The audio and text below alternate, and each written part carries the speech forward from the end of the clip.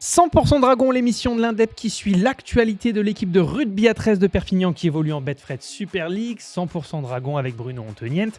Bruno, ce week-end, les Dragons se déplacent pour affronter les Robins. On se souvient des mots forts du capitaine Benjamin Garcia après la dernière défaite du club. Comment ça s'est passé la dizaine de jours de récupération des Dragons avant cette nouvelle rencontre ? C'est surtout 10 jours consacrés au travail et au travail. Rien que ça, alors les entraînements ont été délocalisés sur les terrains de Canet-en-Roussillon, puisque la pelouse de Gilbert Brutus est en réfection juste avant l'été, juste avant que n'apparaisse ce fameux champignon, qui régulièrement jaunit la tribune avant d'Aimé Giral et celle de Gilbert Brutus. Donc voilà, elle a été rasée au plus bas possible. Les Dragons, pendant 2 semaines, s'y sont pas entraînés pour justement permettre à cette pelouse de se régénérer. Et dans le même temps, au lieu d'être en vacances, comme c'était le cas avant, quand il y avait une finale de Cup à laquelle les Dragons ne participaient pas, ils ont eu 3 grosses séances la première semaine d'entraînement sous la chaleur de Canet. Même programme cette semaine pour les joueurs de Joel Tomkins. Alors pour les joueurs de Perpignan, il est impératif de sortir de la spirale négative de la défaite. Quel sera du coup le plan mis en place par Joel Tomkins pour faire face à cette équipe de l'KR ? Réussir l'entame et gommer tout ce qui est petits détails, toutes ces petites fautes. En tout cas, Joel Tomkins a promis de ne convoquer que les joueurs les plus motivés, ceux qui ont le plus envie, ceux qui ont, comme vous l'avez précisé, Johan, sortir cette équipe de la mauvaise spirale dans laquelle elle s'est installée. Au-delà des défaites consécutives, ça fait 3 matchs qu'elle ne marque pas un point.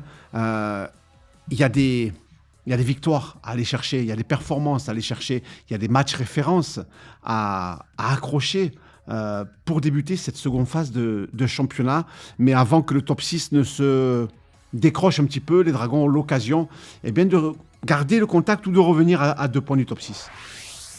Comme tu le disais Bruno, au-delà de la victoire, il y a aussi urgence d'inscrire des points. 3 matchs sans inscrire de points, ça doit être terrible pour cette équipe. Oui, alors ça s'appelait aux journalistes, ça s'appelait de l'extérieur au public, on regarde les chiffres.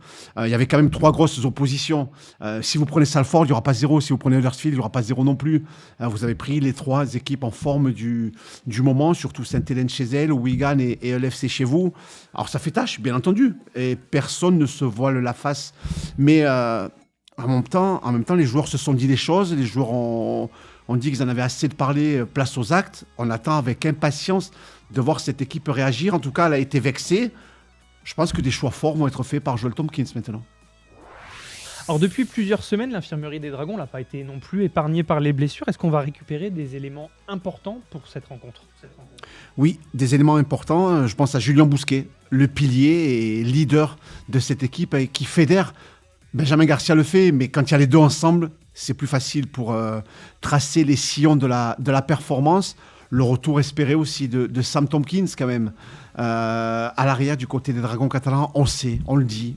On l'a dit dans ces podcasts, il y a une équipe avec Sam Tomkins, une équipe sans. Voilà, elle est tellement importante, la présence de ce joueur. Voilà, dans le vestiaire, en dehors du vestiaire, sur le terrain, quand il y a Sam Tomkins, c'est pas pareil. Il doit avoir les mots, son attitude, les regards du joueur font qu'il est capable de transcender ses coéquipiers.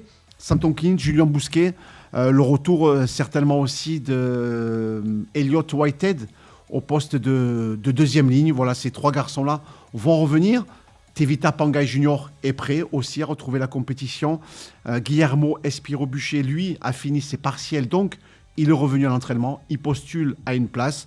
Je pense que Tommy Mackinson, Bailey Sironen, eux, sont encore forfaits. Est-ce que tu peux nous rappeler l'heure de ce rendez-vous ? Ce sera vendredi 21h à Craven Park face à une équipe de Hull-KR qui vient de gagner la Cup. Et j'espère qu'ils vont célébrer vraiment cette Cup parce qu'ils le méritent. Mais au moins jusqu'à vendredi 21h, qu'ils fassent la fête, qu'ils continuent de naviguer dans la ville. Très bien Bruno, écoute, en tout cas on espère en reparler positivement dimanche dans les pages sport et lundi dans l'émission.